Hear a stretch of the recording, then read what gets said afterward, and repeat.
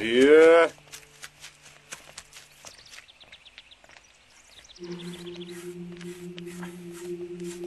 وكمان إلك عين ترجع لهون يا دكتور؟ يلا نلعب. أنا بروح بس جرحه للآغا ملتهب، وأنا مالي مسؤول إذا مات بعدين. استنى شوي دكتور. يلا فوت افحصه لأخي.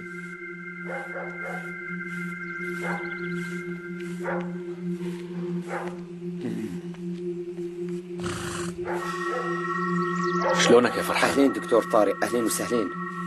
جاي أفحص أبوك. تفضل تفضل.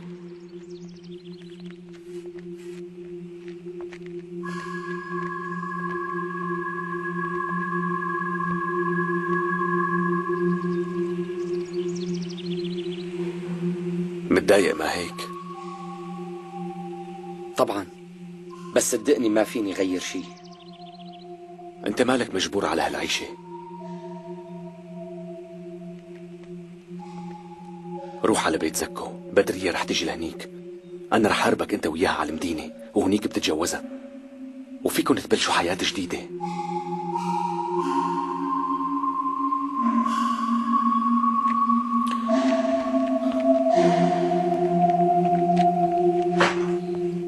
شو معناته ولا؟ دورتوا عليها بكل بيوت الضيعة؟ دورنا وما لقيناها معلم، وحتى رشا ما لقيناها. نقلع من وشي انت وياه، يلا نقلع، يلا حاضر. يلا نقلعوا. وينك يا رشا؟ أنا بورجيكي، والله ماني عرفان شو بدك. شو في يا زيدان؟ رشا كمان ضاعت منا يا عمر آغا. وما حدا من رجالك عرف وين راحت؟ قال كانت بالخرابة معون، فجأة ما عاد لقوها. هلا عرفت وينها. شو نسيت انه بيت اهلها لرشا هون بالضيعة؟ بركي راحت لعندهم. رشا ما عاد لها علاقة بأهلها. الحق معك، ممكن تروح. امشي لنشوفها.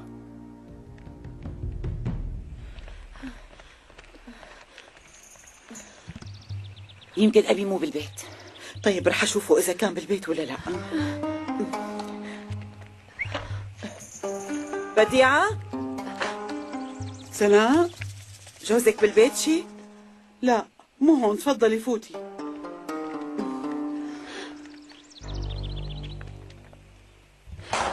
أبي مو هون. عجلي.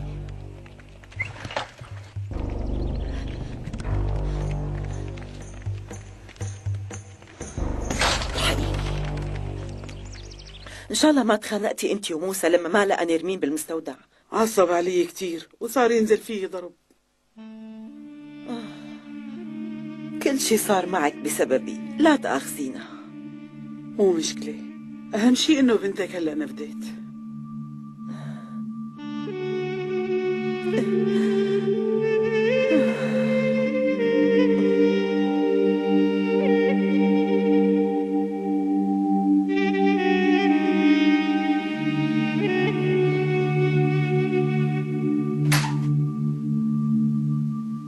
بدرية أختي، وطي صوتك. أنتِ ليش جيتي؟ جيت مشان هربك. يلا بسرعة لوين حطي بدك حالك. تاخديني؟ رح اجمعك هلا مع فرحان، وبعدين رح ابعتكم على المدينة. يلا جيب اغراضك.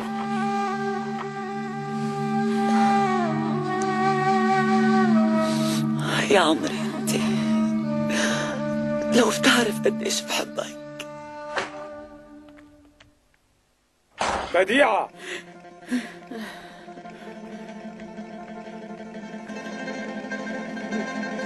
بديعة، موسى؟ فيك تقولي لي شو عم تعمل هي الحرمة هون؟ سناء رفيقتي واجت تعمل لي زيارة يا موسى. شو عم تحكي انت؟ شو يعني بدك تجننيني؟ يلا ولين اقلعي من بيتي، يلا نقلعي. إذا بتجي لهون مرة تانية بدي أكسر لك رجلك. ما بقى بدي أشوفها مرة تانية ببيتي. فهماني ليه؟ عم اسمع صوت من برا. أبي ندري شو بهون. نقلعي من هون، نقلعي. يلا بسرعة. عيب هذا اللي يلا يا موسى، عيب. هي ضيفتي وما بصير تقلعها. راسي وليه؟ اوعك تفتحي تمك. رايح شوف بنتك وبعدين راجع لك. يا ربي. أبي جاي لهون.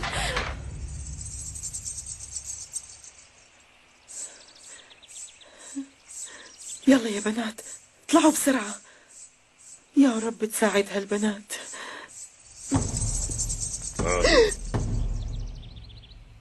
لك انت ما متي وليه؟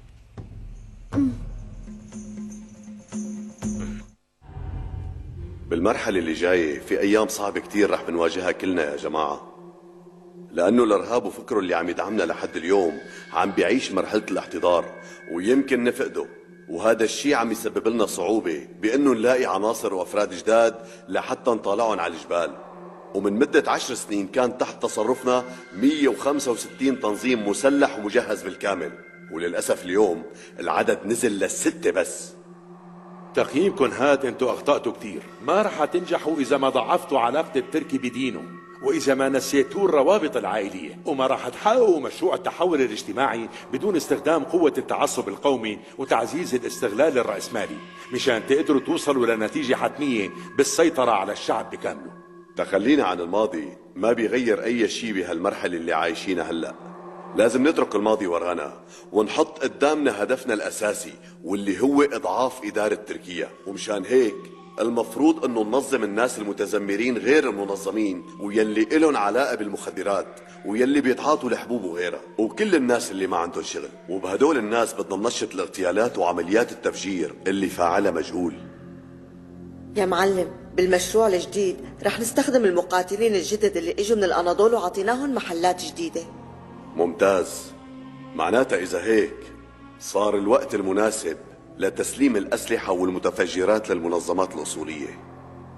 طيب حضرتكم عم تفكروا شيء يا ترى بإيجاد روابط مشتركة بين هي المنظمات الدينية الأصولية والأشخاص المتعلمين؟ معقول ما فكر بهالشي؟ لأنه هدول الناس علاقتهم قوية مو بس بداخل تركيا، لا بكل بلاد العالم كمان. والمصيبة الكبيرة انهم بيوثقوا ببعضهم كتير، من شان هيك رح يجننوني، لانه هدول هن الوحيدين اللي عم يكشفوا كل خططنا وكل تصرفاتنا، وما في اي شيء عم يخوفهم ابدا. وحتى منظمات المجتمع المدني عم بتوقف ضدنا، والشعب لما عم بيقارن بين اعمالهم وبين اعمالنا عم ينقم علينا وعم نوصل لطريق مسدود. ولا يهمكن، رح نهتم فيهم لهدول المتعلمين، ورح ندخل بيناتهم عناصر من المنظمات الدينية الأصولية ونخليهم يسيطروا عليهم وعلى أفكارهم.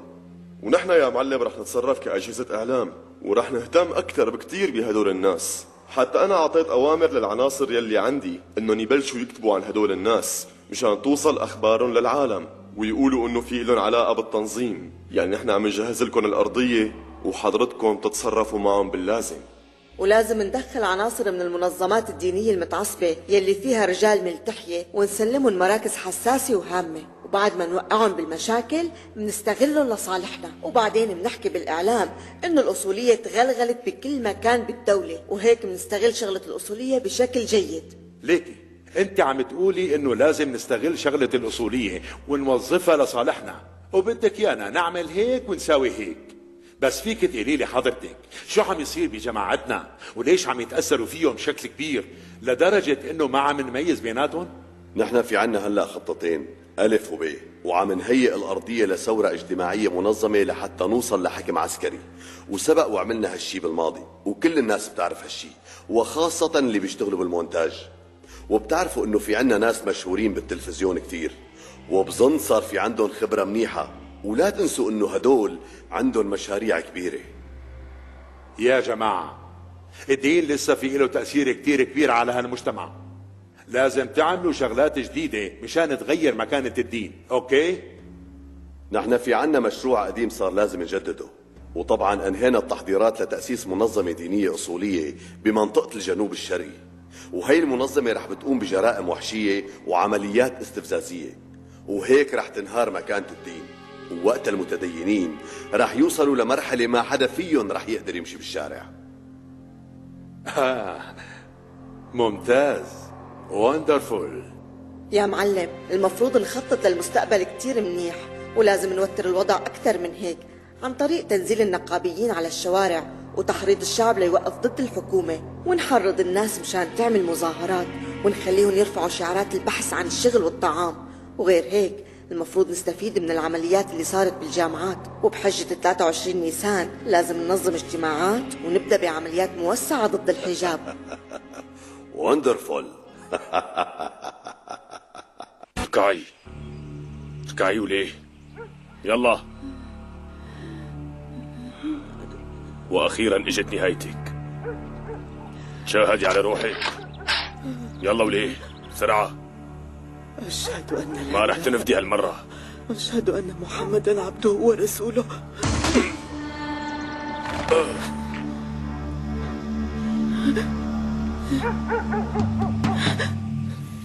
طارق ابني.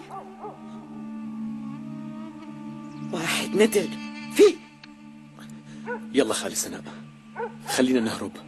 بس البنات ما اجوا. يلا قبل ما يصحى.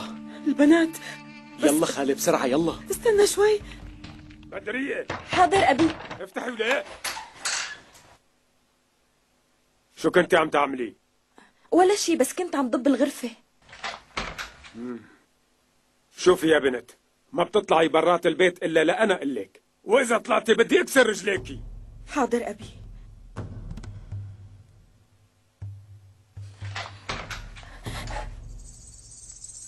مشي الحال؟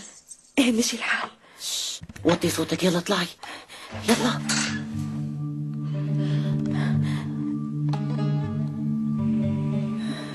إن شاء الله ما يصحى هذا الندل قبل ما يوصلوا البنات. إن شاء الله. وجوا البنات خالي. الحمد لله يا ربي. زيدان رجع، يلا تعي يلا تعالي يلا يلا بسرعة بسرعة قبل ما يصحى. لقطة للخالي سناء وكان بده يقتلها. وابني الدكتور ضربه بالخشبة على راسه. ليش شو صاير معه؟ خلونا نروح هلا. ما لازم نترك زيدان هون مشان ما يشوفوا أبي، لأنه أبي ضد التنظيم ويمكن يقتله. بالناقص من هالندل. ما بيصير، لازم ناخده من هون. لوين بدنا ناخده؟ قفل البيت فيه خرابة، لازم نسحبه لهنيك أحسن ما حدا يشوفه. ايه يعني شو صار له؟ خالي سناء، انت خدي البنات وسبقوني. يلا تعالوا.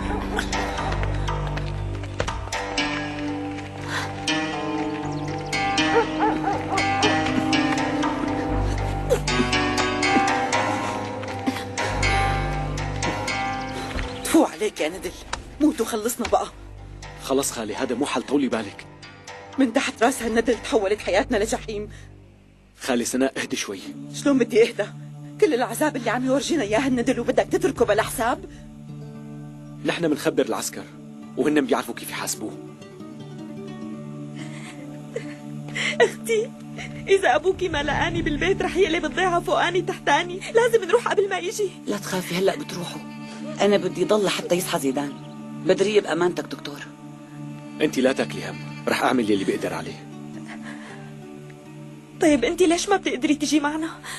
أنت روحي وما عليكي، أنا ما لازم يشوفني حدا، لأنه في كتير ناس قاتلتهم. يعني إذا كمشوني العسكر بيحتري بالحبوس، مشان هيك ما في عندي حل إلا ضل بالجبل. أنا ما رح روح بلاكي، بلكي صار لك شيء. أنا ماني صغير، بعرف دبر حالي.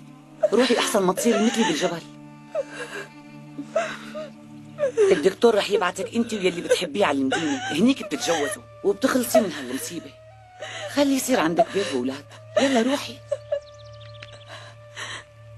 بدي اسألك، زينب وامي وين خبيتوهم؟ زيدان سلمهم للمعسكر يلي بالمترعة بضيعة غزلجة.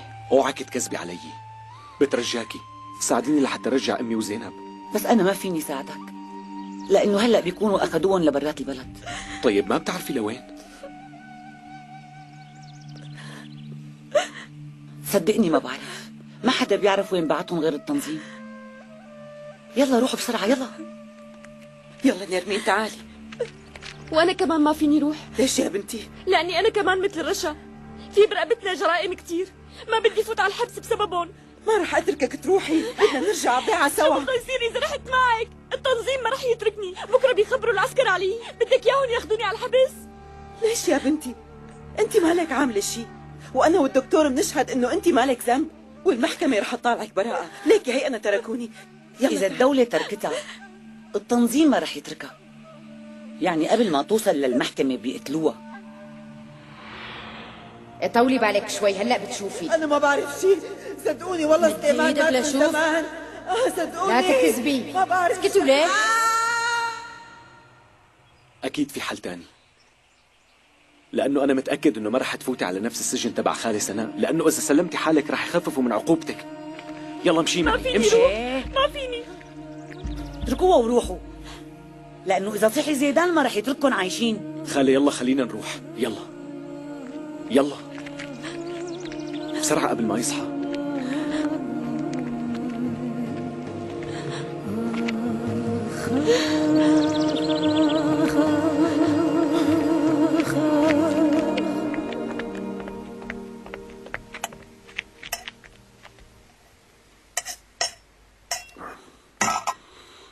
شو وينها بدرية؟ شو صار لك؟ ما بتعرف انه عزيز هلا بده ياكل وما بياكل الا من ايدها؟ ايه، ما بدي اياك تعصب.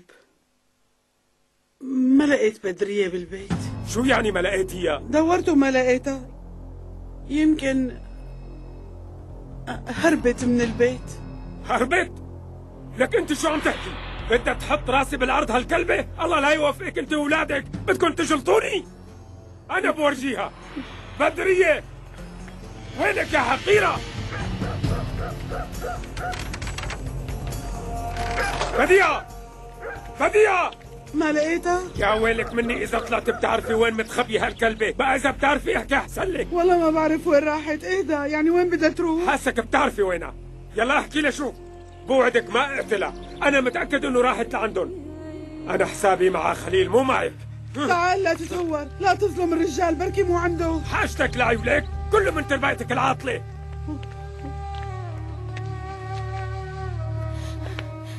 خالتي، أنا حاسة إنه أبي رح يلاقيني. لا تخافي يا بنتي، ما رح يلاقيكي. والله إذا لقاني بيموتني. فكرك إذا لقاكي رح ياخدك منا؟ خلص حبيبتي لا توجعي راسك.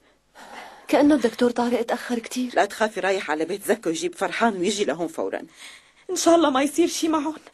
طمني ما بصير شي، لأنه ابني الدكتور قد حاله. المختار جاي. شو؟ ما لازم يشوف بدرية. هلا شو بدنا نساوي؟ أحسن شي تفوتي تتخبي أنت وياها بالغرفة. فوتي. طيب تعي فوتي. مرحبا يا ديالا. أهلا مختار، خير شو في؟ تعبان شوي. هون الدكتور؟ لا الدكتور ما هون، تفضل استريح أنا بساعدك. طيب ماشي. تفضل. بس ما يتأخر. بتعرفي أنا معي روماتيزم، بدي إياك تفحصي لي ركبتي لأنها عم توجعني بسرعة شوي. أكيد لأنه أجى الربيع وتغير الطقس. يلا رح أعطيك دواء. إيه سلم هالإيدين. وين الدكتور؟ ما بيتأخر، هلأ بيجي. كم حبة بدي آخذ؟ 3 حبات بعد الأكل. إيه يلا سلام عليكم. فرحان، المختار تبعنا جاي، اوعك شوف وشك. أهلا دكتور، منيح اللي شفتك. خير شو في؟ الروماتيزم ذبحني يا دكتور. ديالا عطتني هالدواء. اي كتير منيح، معافى. اسبقني انت. دكتور؟ مين هلا انت؟ هاد مريض عندي، جاي حتى افحصه. ايوه، ومنين هذا؟ وليش فات بسرعة؟ لا تأخذني، أنا مضطر إني روح، بعدين بنحكي. ايه دكتور؟ يا أخي والله ما عم تحمل وجع ركبتي، شو رأيك تفوت تفحص لي إياها بمعرفتك؟ صدقني ما في داعي، أنت خذ هذا الدواء وارتاح شوي بتلاقيه طابت. طيب رح صدقك. شافوني أهل الضيعة ليخبروا أبي بسرعة. فوتي عدي ليجي الدكتور. يلا. والله خايفة يجي لهون ويقتلني. لا تخافي بس بقى. راح المختار. تأخر الدكتور كتير. ليك جيت. بدرية خفت يصير شي معكم. أكيد شفت المختار وهو طالع من هون ما؟ ايه بس ما خليته يشوف وشه لفرحان.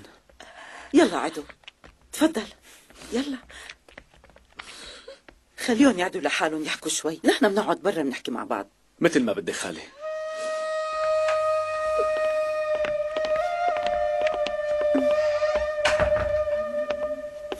لازم نخبيهم بشي قرني لأنه هون مو أمان أبدا. مزبوط كلامك صح، برأيي تخبيهم عندك بالبيت لأنه وجودك فوق راسهم منيح كتير. خلص يا ابني انت قرر وأنا تحت أمرك. ايمتى بدهم يروحوا على المدينة؟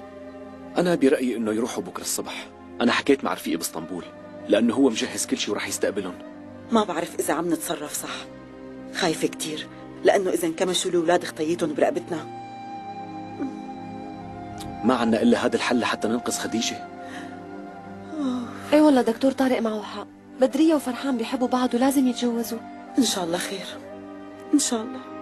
ديالا، أنت ساعديها لخالي سناء مشان ناخذهم لعندها على البيت. انت لا تاكل هم. يلا. طيب أنا رح روح دق لرفيقي ودق للمخفر كمان. لازم أقول لهم إنه زيدان عنا بالضيعة.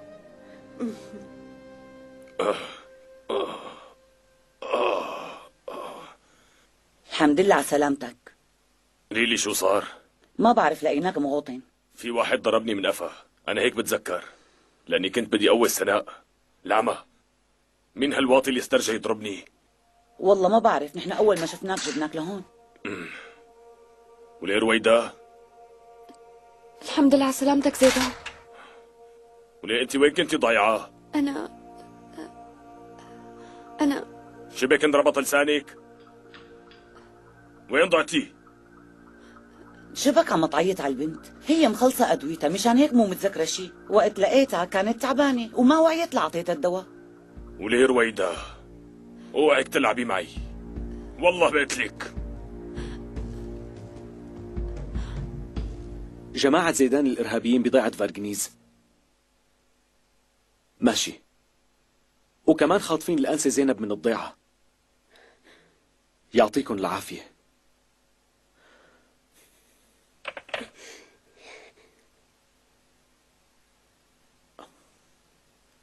دكتور؟ دكتور؟ حنان، معلش دق مرة تانية. ايه مو مشكلة. بدي اتصل على اسطنبول.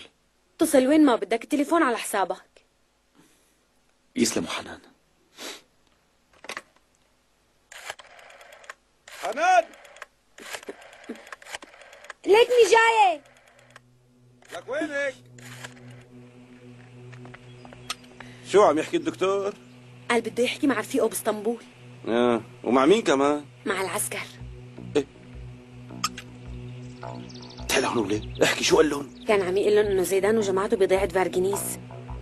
يا دكتور، تعال اقول لك، تعال شرب شاي معي. انا رايحة اجيب لك كاسة. لا ما في داعي، يسلموا. بدي اجي مرة تانية لدق، طبعا من بعد اذنك. امتى ما اجيت متشرف، تليفون على حسابك. اي والله. تسلم. الله معك دكتور. تعي وليه، استني لا تفوتي. ليش بابا؟ ما دخلك، انت طبي هون، يلا نشوف. لك يلا. اسمعي، ما رح مرق لك اياها على خير، فهماني؟ بس لنرجع بدي احسب الله ما خلقك يا رويدا. ايه بس انا ما غلطت بشي. خلاص حل عن البنت، هي ما ساوت شي. شو صاير المحامية تبعها؟ رشا، انت كمان وين اختفيتي؟ كم مرة بدي اقول لك اطلع تدور على رويدا. وليه؟ يا ويلك اذا عم تكذبي علي. خلص عليكم اثنيناتكم، عم تفهموا؟ لبقى تعيدوها اغبياء. خير شو في؟ بتعرف انه صوتك واصل لاخر الدنيا؟ قل لي لشوف ليش هيك عم تصرخ؟ عصبت على هدول الاغبياء لانهم عم بيكذبوا. دق لي المختار محمود، قال الدكتور مخبر العسكر انكم هون بالضيعة. واحد بلا شرف. لك امتى بدي خلص عليه بقى؟ لانه وين ما بروح بيطلع لي. يلا حضروا حالكم بسرعة، لازم تروحوا قبل ما يجي العسكر. طيب ماشي، يلا بسرعة. طيب رح ورجيه. من وين عرف؟ من وين عرف الدكتور انه نحن بالضيعة؟ ايه طبعا، هلأ فهمت. هو اللي اجا ضربني وهرب سناء. العمش وحقير، ما بيكون اسمي زيدان اذا ما بقتله.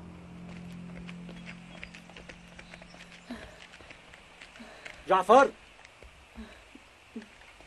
جعفر، امور ابي، جهز لي الخيل. حاضر أبي. بيعرفوا انه فرحان هرب. يلا جيبها لخديجة. استنى. الخيل صارت جاهزة.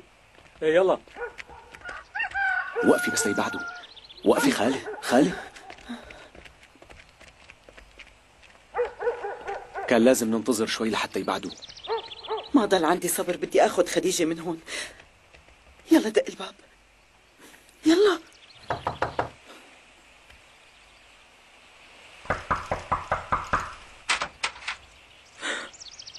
أهلي سناء، لك ابني راح، فرحان هرب.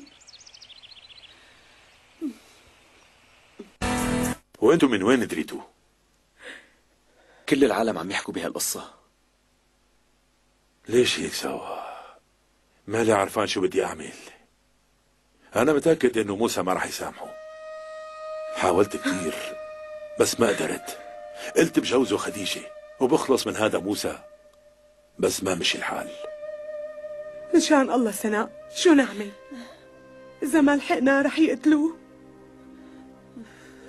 ما في حل. حاولت كثير بس الظاهر انه بيحبها لهالبنت.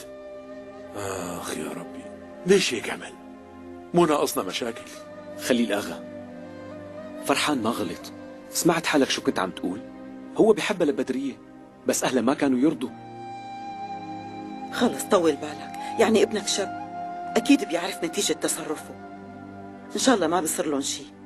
خلصنا بقى. يعني انا حابة اعرف شو بدكم تعملوا بخديجة؟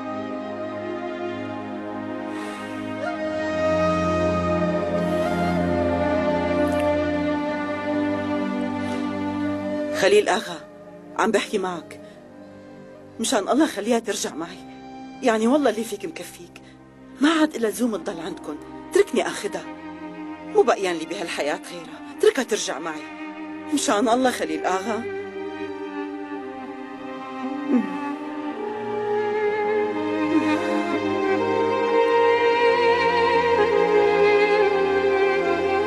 مديحة، جيبي لها خديجة.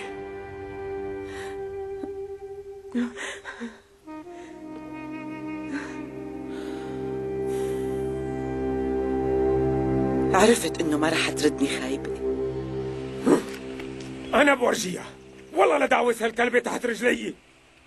لازم نلاقيها باسرع وقت. اغا شو صار معك؟ هي بدرية هربانة مع فرحان، كل الضيعة بتعرف. امشوا لعند خليل، بدي خليه يدفع ثمن هالعملة. جيبوا سلاحكم، يلا لشوف بسرعة. حاضر اغا. خديجة يا عمري، اشتقت لك حبيبة قلبي. جينا ناخدك. والله عم تحكي عن جد؟ الحمد لله، واخيرا رح ترجعي تعيشي عندي. عم تحكي عن جد امي؟ ايه والله. يلا بنتي روحي ودعيهم. يكتر خيرك عمي، يلا بخاطرك. سامحينا يا بنتي، بعرف انه نحن ضايقناك كثير، كنا غلطانين. الله يبعث لك ايام حلوه. يخلي لي اياك.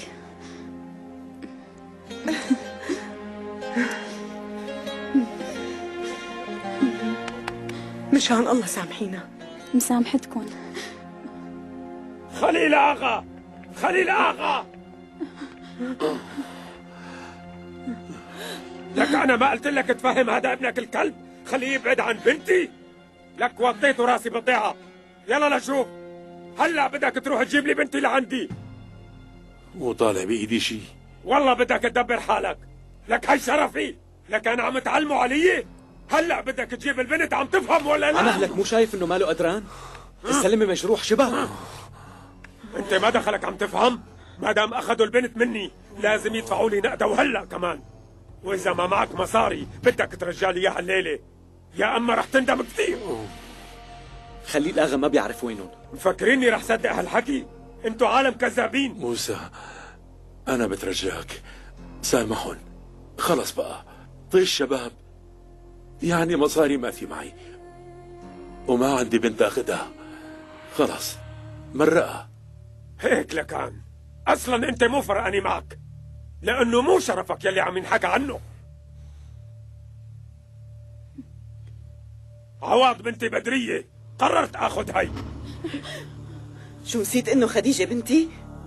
تعي لهون وليك امشي. اتركها ما دخلك فيها. لا تخليها. شوي ارجعوا لورا أحسن لكم. هيك وصلني حقي. بنتي ما دخلت بمشاكلكم. موسى اترك خديجة، هي ما دخل بهالمشكلة، اتركها تروح مع عمها. بدي جوزها لابني، عم تفهم؟ تعال هون. شو يعني بدك تجوزها لابنك؟ كلنا بنعرف إنه عاجز. مو مزبوط، ابني مثل الوحش. يلا امشوا. موسى امي خديجة تعي. امشي تعي ارجعي. امشي يا جاي بسرعة. امي يلا. مشان الله اتركوني. امشي قدامي امي لشوف. لا خليهم ياخذوني معهم. يلا هاتوها. امي امشي لشوف امشي.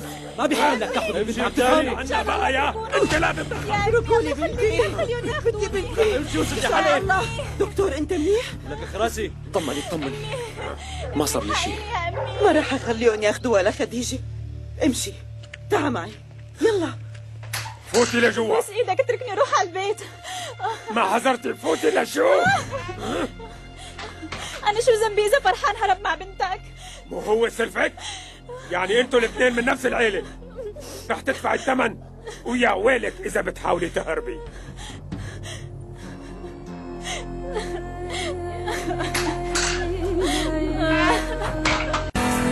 يعني خلصت المشكلة؟ ايه خلصت. واقفة لوين فايتة؟ ليش ممنوع فوت على بيت أختي؟ بديعة ولك تعي لهون. بديعة افتحي الباب. بديعة جوزك خطف لي بنتي، قولي لي بيصير هالشي؟ بديعة رجعوا لي بنتي، نحن شو دخلنا بمشاكلكم؟ إن شاء الله سامحيني، أنا ما بيطلع بإيدي شيء. بنتك ما لا طالعة من عنا، ارجعي على بيتك. شو دخلنا بمشاكلكم؟ ليش انتم ما بتقربوا عيلة خليل؟ تحملوا لإلكن. مو من حقك انه تاخذ خديجة، فهمت؟ كم مرة بدي اقول لك لا تتدخل؟ مو ناقص غير تعلمنا عاداتنا. لا، عاداتكم مو هيك بتقول. حاجة بقى، حرام عليك، بتعرف انه هي ما دخلها. اقصر الشر وخليها تروح مع امها. لا خوفتني. حل عنا يا، هن ما بيقربوك، انت ليش عم تتدخل؟ ليك انا بعرف انه انت هلا متضايق. اهدى شوي وفكر منيح، هذا الشيء اللي عم تعمله غلط. انت كتير زودتها. انقلعوا من وشي يلا. وانت وليه فوتي لجوا. سمعتوا شو قالكن؟ يلا.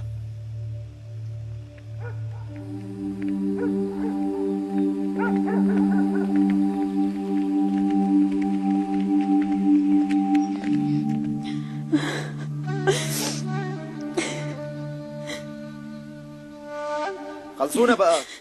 يلا روحوا من هون. يلا. امي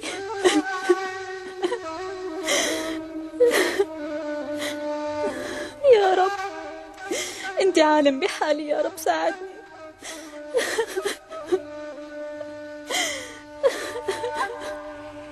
خلص خالي طولي بالك، رح نلاقي حل اكيد. أنو حل هاد؟ أنا مليت، كل مرة بتقلي نفس الحكي، ولهلا شو قدرت أعمل لأولادي؟ ولا شيء ولا شيء. خديجة، نرمين، وحسان. اخ على مهلك، غزيتني يا غبي. دير بالك العمش حمار. شوي شوي، بعد عني انت التاني.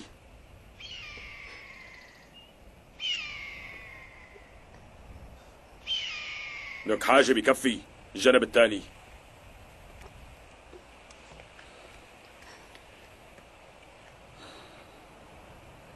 رشا، زيدان رح يعاقبني؟ وأنا شو بيعرفني؟ ليش حدا بيفهم عليه؟ بوس ايدك دافع عني. اطمني رح ساعدك، أصلا كل هالشي من تحت راسي. لك يا حمار غزيتني آخر شي. والله شغلة مو مستاهلة. يلا نلعو. روق معلم.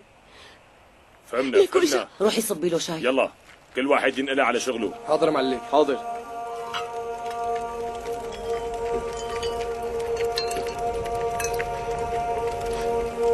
تفضل معلم، بعرفك بتحب الشاي.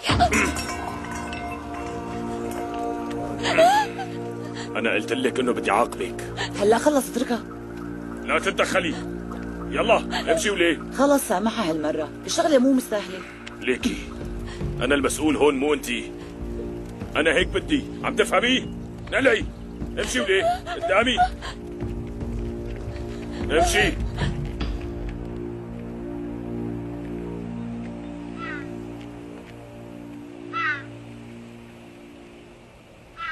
خالي سناء، إن شاء الله هديتي.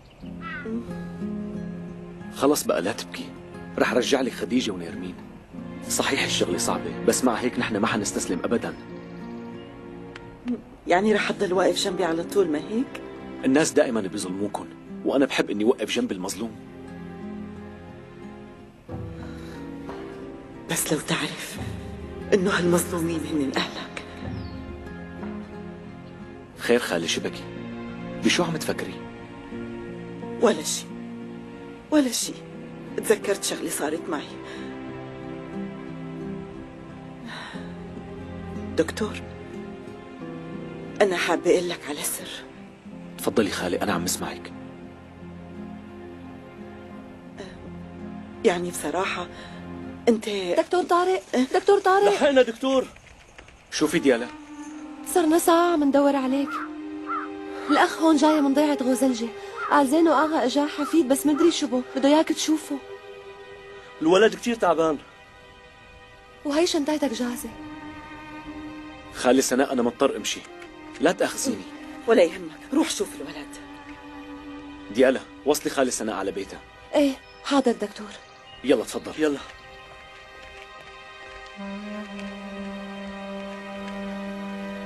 صحيح خالي، ليش ما جبتي خديجة؟ خديجة ضاعت مني، بناتي التنتين ضاعوا. قولي لي شو بدي أعمل؟